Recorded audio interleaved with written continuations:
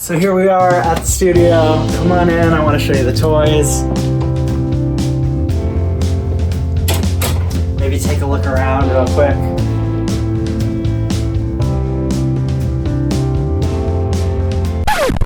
This was my happy place and the most loved studio around for a long time. Now it's probably a storage closet for some douchey microbrewery, but anyway, let's just see how good it all was before it was all gone. Guitar amps. That's the big fun thing that people want to come in and try all these classic amps that they never used. And that's sort of like what I like to have, like all the classic instruments. Got like a Hammond organ and Fender Rhodes keyboard, and then all these staple categories of amps. So got the JCM 800, kind of the famous big bad 1980s heavy metal amp. And it's in great shape. It's 100 watts, and we turn it all the way up. Actually, can we see what the volume's on? This is the last settings that we had. The master right up there, or yeah, master there, preamp there. Starts to sound good about here. Starts to destroy your speakers around here. So, and then this Marshall 1960 cab. If I could have like one cab in the studio, it would probably be that, because it has great mids and just comes through on recording really well. Gotta have this, because who isn't obsessed with Limp Bizkit? This is the Limp Bizkit amplifier. Sort of. Anyway, gotta have one of those. Actually, it's really amazing anytime a band wants to switch channels in the middle of a performance. It's got 3 channels that you can make one really clean, you can make one kind of crunchy, and you can make one as heavy as anything gets. So, moving on, got this PV VB2, which is actually a really badass bass head, and don't really use it in the studio much. I used to use it playing out in my band, and it kicks butt there. It's 225 2 watts. Moving on, got this Vox AC30 head. It's just like the combo, but no speakers. The great thing about having all heads in here is that we can put the head in the control room and run a long speaker cable either out to here or out to the next room, and we can isolate the amp that's on 10, the 100 watt amp that's on 10 out in the other room, so you're only hearing it come through the monitor speakers, how it's being picked up by the mic. You can really dial it in the control room. This is a fun cab. It's top secret. I can't talk about that one. Then here is a Fender 68 Custom Deluxe Reverb amp, 1x12 combo. You know, Beatles or Neil Young sound great through that kind of stuff. Surf rock, it's got amazing vibrato, tremolo. And this is kind of a hard to find 212 Fender cabinet that works great when I kind of want to make this combo act like a head, and put that in the control room and run this speaker cab. The cool thing is that this speaker cab is open back, so it's kind of like a Fender Twin setup, and it sounds really complementary with this, which is an open back cab. And I think sometimes you get nicer, crisper, more brilliant cleans with an open back cab, not as boomy. All right, one more amp. And I just love this amp. It's a Ampeg V4B reissue, and it's like a little smaller and lighter than the old school V4s and V4Bs. And it's just, for a bass amp, it's just everything you need. It's just so hard to get a bad tone out of it. You just kind of turn up the master and kind of turn up the gain or crank the gain, get a really grindy tone. And then it also sounds amazing on guitars, clean electric guitars, or like kind of stoner rock fuzz, like kind of gets an orange amp sound, even though I don't have an orange in the house. And then this trusty GK cab with this amazing paint job from Evan, formerly of Villanelle's. you know, I just never had any trouble getting anything I needed out of this old GK cab. I love it. The last of the guitar stuff is the funnest part, the Stomp Box pedal collection. So, can never have too many of these TU3s. They're so good. They do a really good job, and I like the built-in buffer because you can run a nice long guitar cable with them. Some fun stuff in here. This is the cheapest little pedal ever. It's plastic and it sounds amazing. It's a Danelectro Tuna Melt. It's a vibrato tremolo type pedal. What else? Got these bad boys just for fun. Had to have the HM2. It's the classic death metal pedal, and a metal zone for when people want to get their 90s 2000s hardcore on. And for some reason I have two of these guys. They're very cheap, so one of these is modded. Sounds amazing. No, it doesn't. Sounds stupid. It's a DS1. What are you gonna do? Blues Driver Overdrive sounds great through the deluxe reverb. DD3, just a basic digital delay. This Line 6 Echo Park is really great. It's very, very similar to the delays in the Line 6 DL4, the ubiquitous 4-button green pedal. It's a delay pedal, and this one I think even has even more mojo on the tape mode right there. This gets really wacky. TS9 Tube Screamer, a little bit of crunch. What else? Kind of utility pedal, micro amp, just a really clean boost for solos, stuff like that. Compressor pedal. Don't really like it too much personally, but cool to have the option if someone's into it. This is a Big Muff, or a not so big muff. It's the usual kind of Big Muff reissue that's about this big, and I sort of just cut it in half because nothing but empty space inside. And MXR Distortion Plus, these are great too. And just a couple of direct boxes. These are really nice direct boxes, stereo direct box. If someone has keys or, I don't know, a sampler or a drum machine, hook it right up there. iPod, stuff like that. And then just a mono version. These are radial JDI. They have a Jensen transformer in them. And I don't know how much it changes the tone, but they sound good. And these are the Studio Staple Countryman direct boxes. Have two of those. Type 85 direct boxes.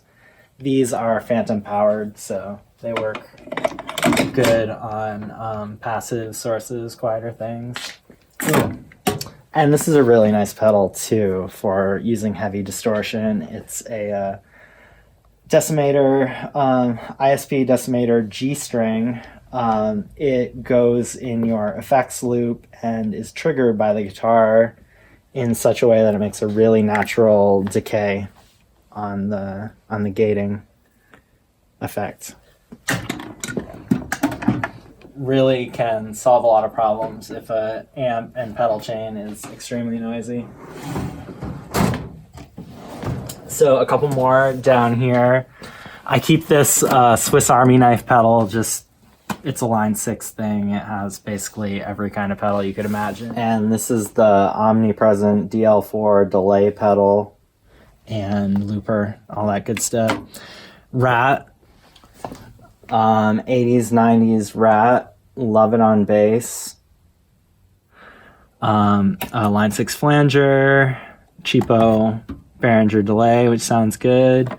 And a Crybaby wah. Sounds great. It kind of just swapped resistors out till I got it to sound the way I liked it. And in my very goofy inventing days, I put this little indicator light on it, which had to come out on this arm apparently. Because if you put it up here on the top where most people do. You can't see it when you're standing above it. So it's such a thing of you play like your whole set with your band and you've had your wah on the whole time and you don't know why everything sounds stupid, but it did. Let's move into keyboard world. This just had to have one of these. It just sounds amazing when we do use it. It's right now it's hooked right up to the Fender Deluxe right here and sounds great through that. We have this what is the brand? Hazelton Brothers. I believe this piano is from around 1920s, I guess, based on the styling. It's not too ornate like the earlier pianos, and it was a ton of fun getting it up here. Shout out to 1881 Clever Girls. Those guys helped big time. We almost didn't make it, like, with our lives. But we got it up here, and see, I think Rob found it necessary to tag his contribution to the studio. But it's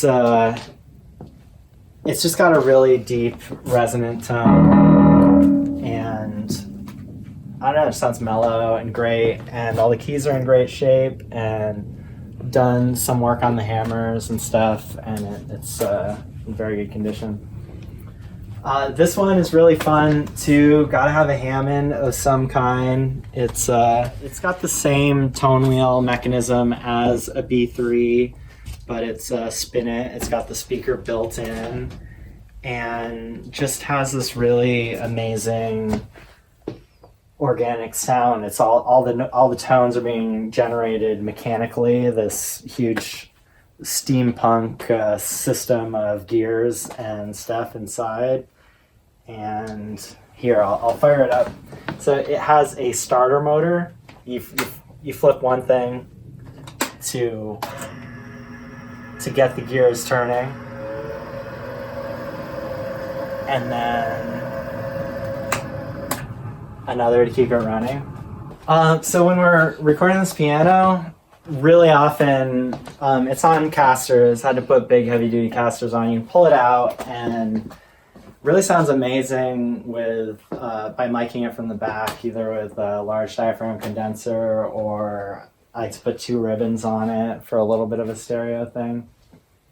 But it's just amazing how good the back sounds. It sounds like a lot brighter than you think it would, and it really captures the whole sound of the piano. So we got this PDP drum kit in the corner that we use for so many sessions, and also it's like the house kit for the Live from Robot Dog sessions, and it's such a good kit.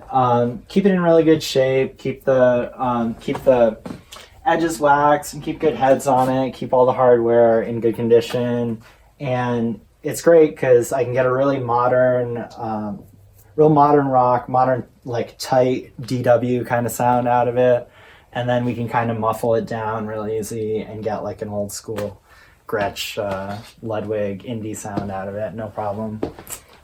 So yeah, let's keep on going through some of the drum stuff.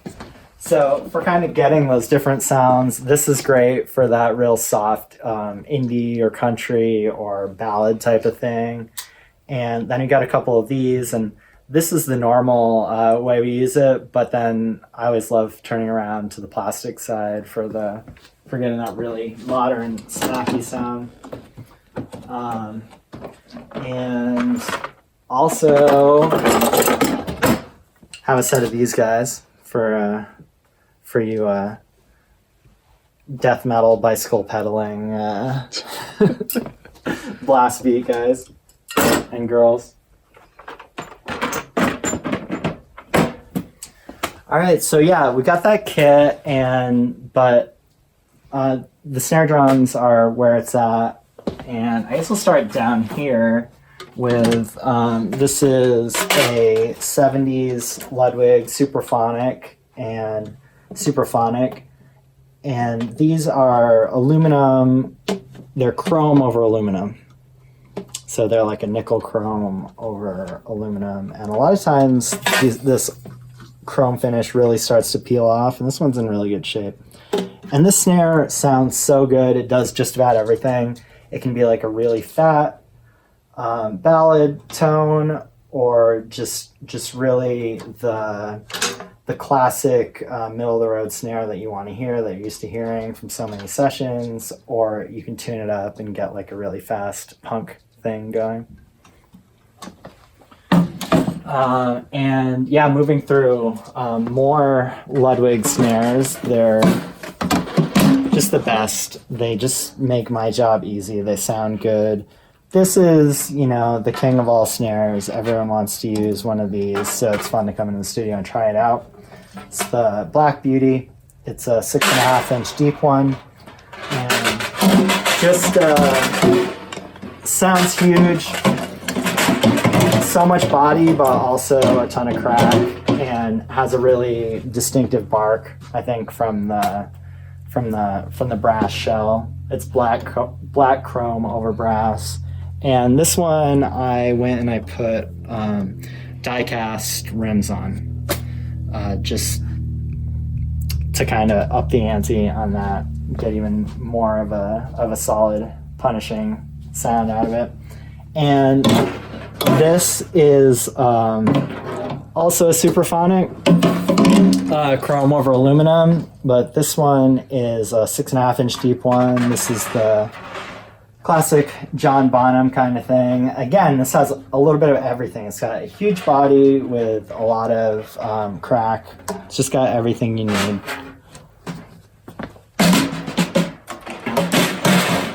This is a maple Gretsch. It sounds great. And this little thing I bought on a whim years and years ago. It's a 13-inch PDP piccolo, and it was, I don't know, $60, but it sounds amazing. We used it on the Seamus the Great EP, and they were just jazzed to really use that high piccolo sounding thing, because they've always been doing kind of a rock reggae thing, and it just fit perfect. So I love when I can pull that out. It's really fun and really cool when it fits the music. All right, so what else? I guess we could get into some of the cymbal choices we have here too. Here is basically I pulled these down to the cymbals that I really prefer for recording in the studio, and you can see here's a little trick that I have, because hi-hats are the worst thing in the world if you're an engineer. They're so loud, they get in everything, and they just ruin the sound of everything. But these are some 1960s Zildjians, and they are nice and dark and controlled as far as hi-hats go. They don't sound impressive when you're playing them, but they just sound perfect on the recording. They're new beats, meaning the bottom one is heavier than the top one, and just a really great fine. Also have these 15-inch new beats, which are probably from the 80s or early 90s, judging by the markings on them.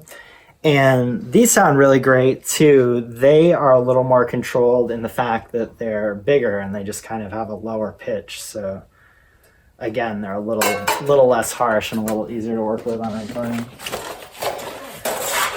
Other than that, just going through, we have 16, 17, and 18-inch crashes. Again, these like 80s or early 90s Zildjians are just where it's at. They sound really great recording digitally. They don't get too harsh, and they cut through just enough. Have a ride of that vintage, and then this is a 1960s ride, which is great just for a little darker sound and a more vintage sound. All right, so microphones. Right now we've got this one set up for vocals. It's a Michael Jolie modified Rode NT1A. Basically, he guts the basket. You can sort of see that there's no foam in there, and he puts a new capsule in that's his own design, and it basically just makes it sound darker and more expensive. Great. Sounds like a Neumann U87. So moving on to the mic collection here. Tons of dynamic mics. We pre-record a radio show here, and sort of everyone needs to have a mic for the interview purpose. So I've just been collecting these SM58s, and I think a studio can't have too many SM57s. These are kind of cool. It's just a windscreen for an SM57 in case you need to use one for, I don't know, more serious vocal. Then all the classics here, Shure Beta 52, which is really a industry standard on kick drum. Good all-around kick mic. And then here is the Audix D6, which I think is just the best kind of modern sounding kick mic. It's really EQ'd nicely. It's got a lot of thump and really has a lot of smack. Gets that modern rock or metal sound. This one, you see these from the 70s and 80s all the time on hi-hat, Shure SM81. I like to use this on acoustic guitar when I'm recording to tape because it's kind of bright. It works out well for that purpose. These are great little clip-on mics if we need an extra tom mic, Audix D2 and D4. This is the Telefunken M80.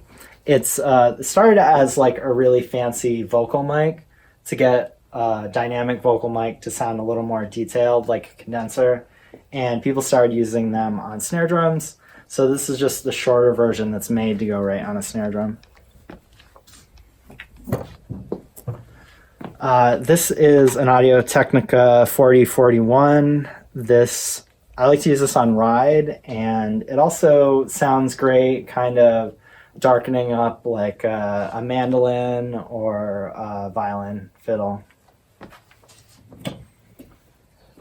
These guys, I've had these forever. These are also modified by Michael Jolie. They're Octava MK01s, I believe. And I've just used these as overheads for the longest time. They've got these kind of screw-on attenuators, which are neat. That's how you get your -10 for overheads or loud things. Also use these on snare top if someone's using brushes, stuff like that.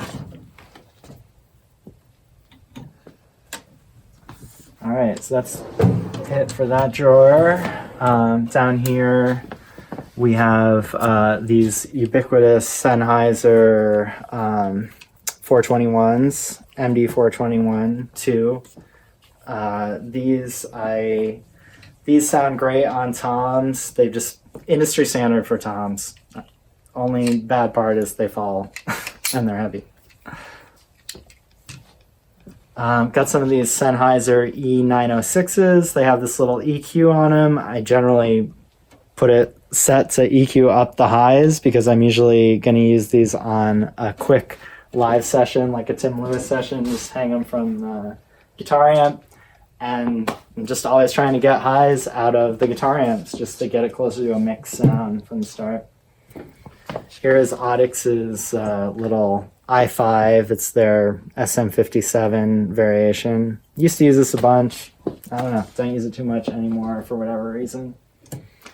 And then here's another classic, the Shure SM7B. The Howard Stern, Michael Jackson Thriller mic.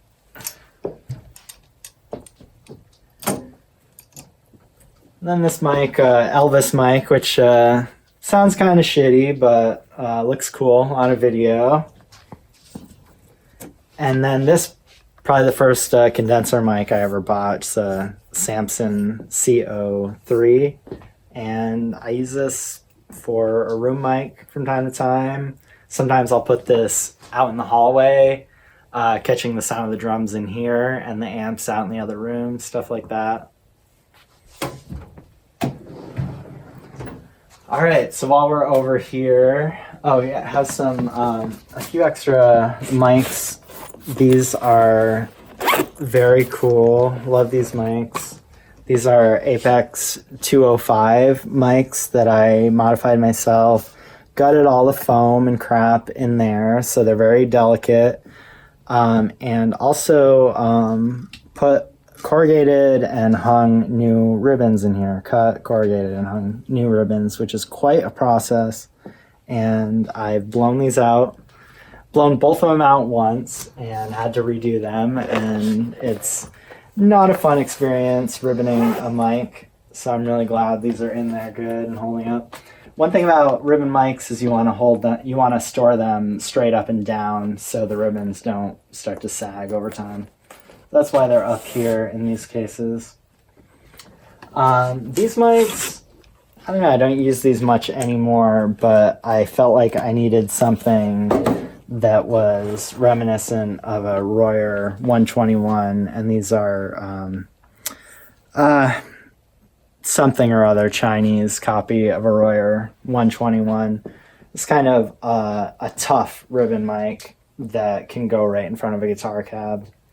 And they're pretty tough, but I did blow one of these, and luckily it was under the warranty, and they fixed it for me. So a few more mics. These are kind of just out because I often throw this one over the floor tom on the drum set, and this is another very classic, excellent kick mic. It's the AKG D112 Mark II. This one has the built-in clip that hooks right into the stand. And this mic, I love it. I don't know, it sounds kind of dumpy on its own, but just cuts through in a mix really great and has a little bit of everything you need for classic rock and roll, indie, that kind of stuff. And here's a sub kick. It's made by a maker in New Hampshire who custom made it for me. EMD, think he's still making these, but works great. It's a speaker inside of here that acts like a microphone. So instead of wiring it to accept voltage and run like a motor and make noise, it's wired to generate a small amount of voltage when sound hits it, low frequencies especially. So it's so big, it picks up the lowest lows and not much else. And so we use this right in front of a kick drum, and it just picks up the deepest, like boom, boom, boom, kind of heartbeat, low lows of the kick drum.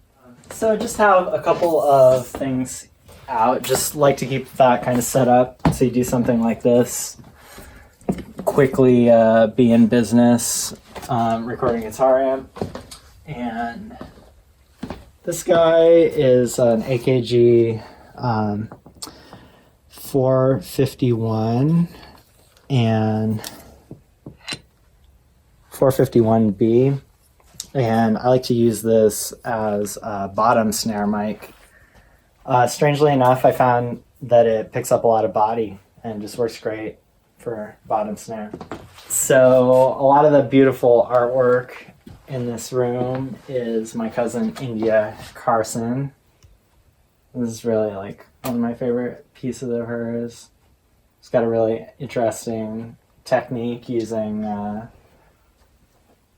don't know, chemicals and fire, I'm guessing, something like that. I love it. Everything in the studio is at your disposal. Nothing is off limits. That's what you pay for. You get to play with the toys. So again, with the guitar amps, I like to have all of the classics, basically. Cover all the bases, get any of the classic album tones that people are expecting. So have a Les Paul. It's a 90s Les Paul Studio, super heavy, sounds great. The fingerboard and frets have been plaqued, so it plays great, and intonation is very good on it. This was a fun thing to grab. I had always wanted like a smaller body, semi-hollow body. It's a Epiphone ES 339. It's in great shape. It sounds really good on a lot of different rock stuff. Have this SG faded or 60s, something like that. Cool thing is it has these P90s. It sounds really raunchy and rockin'. Have a 90s Fender Roadhouse or something. American Strat. It's kind of cool. It's got the nitrocellulose finish on the body, so it's kind of dull and takes a lot of road wear and just starts to look cooler and cooler. Don't have to worry about throwing it in the corner. And here is a Telecaster, big ass baseball bat neck, and heavy ass, I don't know, ash elder body. Who knows? I built this out of all the cheapest spare parts I could get on eBay. And sounds amazing. I love it. We keep a wound G string on it, just so it's a really beastly rhythm guitar machine that just stays in tune and has a ton of sustain and resonance.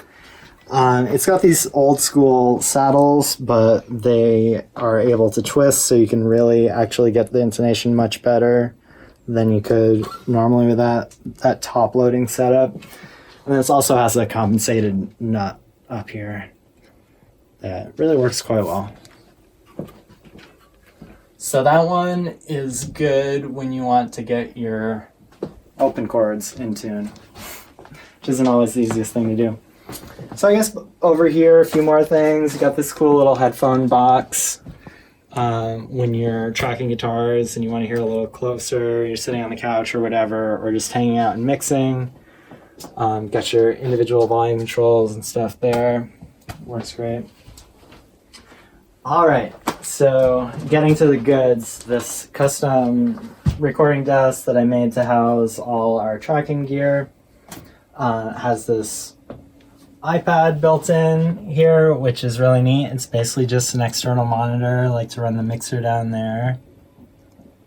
And right above it, there's just a right amount of room for the 6-space 500 series rack. Have some Cappy VP26 preamps and AP 550B EQs. Down here is this nice little, I guess, center section, you might call it. Have access to different preamps from the control room in case I want to have a singer in here. And also this is where I put my talkback mic. It's right in like that. And conveniently has USBs and headphones right there. So the heart of it all is this Apogee Symphony Mark II analog, digital analog converter. All the sound comes in and out of the computer through that, and it's got 32 ins and outs, basically everything I need. So moving left to right on the board is this Audient ASP 800 8-channel preamp, just 8 good clean ins, and below that these DBX 166s, stereo compressors, gates that I love. These are all normaled through all 8 channels of that Audient. Right below is a little more coveted DBX 160X, which everybody loves on kick drum, and I love it too. And then below that is the UA 6176 channel strip. It's got a 610B preamp over here on the left and an 1176 compressor over here on the right. Basically what I do with all this setup usually is to have my kick drum through this VP26 into this EQ, this API 550B EQ, and then that goes into this DBX 160X. then the snare drum is on the next Cappy preamp, goes into the next 550B EQ, and that goes into the 1176 side of the 6176 channel strip.